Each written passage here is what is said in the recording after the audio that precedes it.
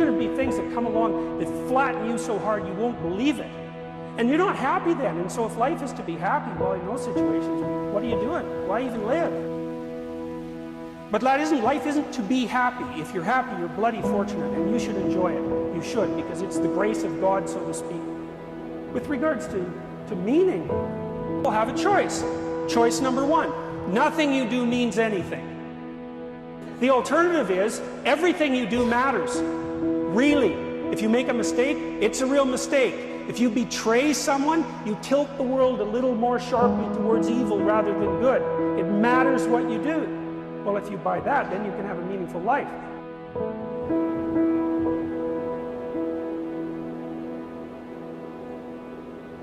I want people not to be afraid to be themselves, no matter what circumstances they're in. Your situation doesn't define who you are. You define who you are. Our lives is about feeling good, not about just who we are, about just feeling good about everything that's supposed to feel right.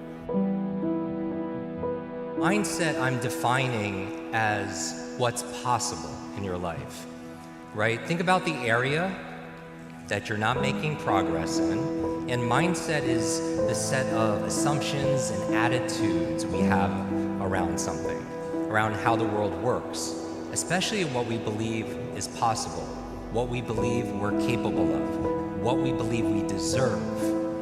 If you're suffering, you are obligated, in a sense, to hold on to whatever rope someone throws you. Don't sacrifice your stability. Assuming you want to get better, there's usually something you could figure out that would constitute a step towards some sort of concrete goal. Small, accruing gains that repeat are unbelievably powerful. You can look at your life and you can see what isn't right about it. All you have to do is look. And then you can start to fix that. And the way you fix it is by noticing what you could, in fact, fix.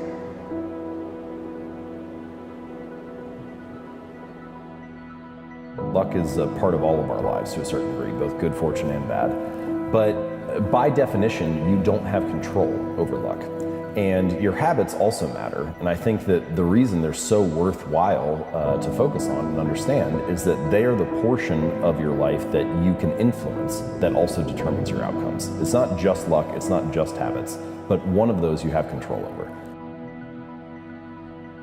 There's a difference between knowing something and walking it in your heart and your body. And so what keeps us from mastery sometime is this idea that, oh, I know this already. You know, go get to the other stuff that you're really holding back. But it's the fundamentals that the masters get really good at.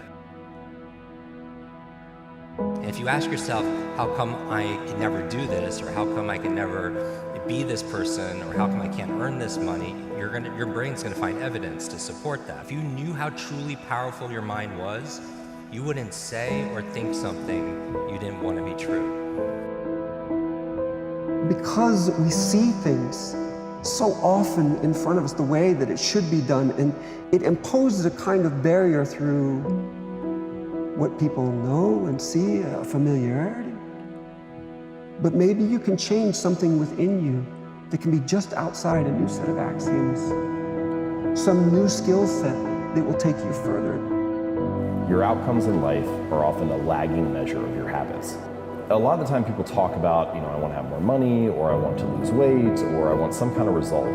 But the truth is, your bank account is a lagging measure of your financial habits. Your weight is a lagging measure of your eating habits. Your knowledge is a lagging measure of your learning and reading habits.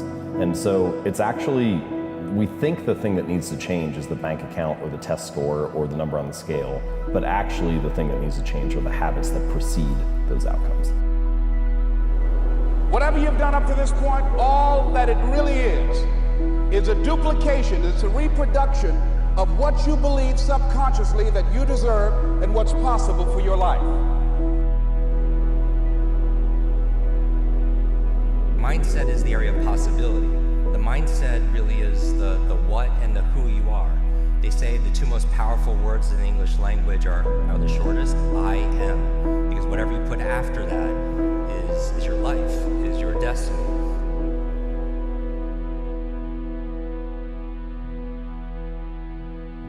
It means responsibility. It means that the decisions you make are important. It means that when you do something wrong, it's wrong. Well, do you want that?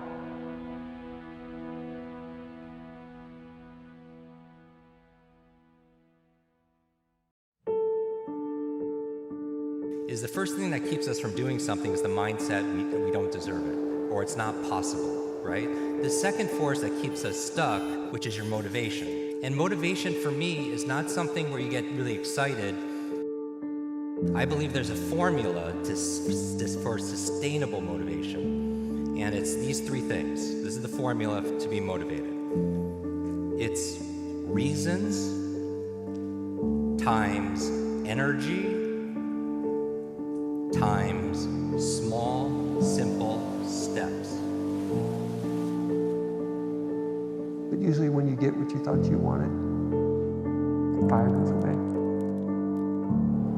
So if there's anything, just find joy in what you do for the sake of it. And then recognize how you're being shaped in the process, and hopefully you become a better man through it.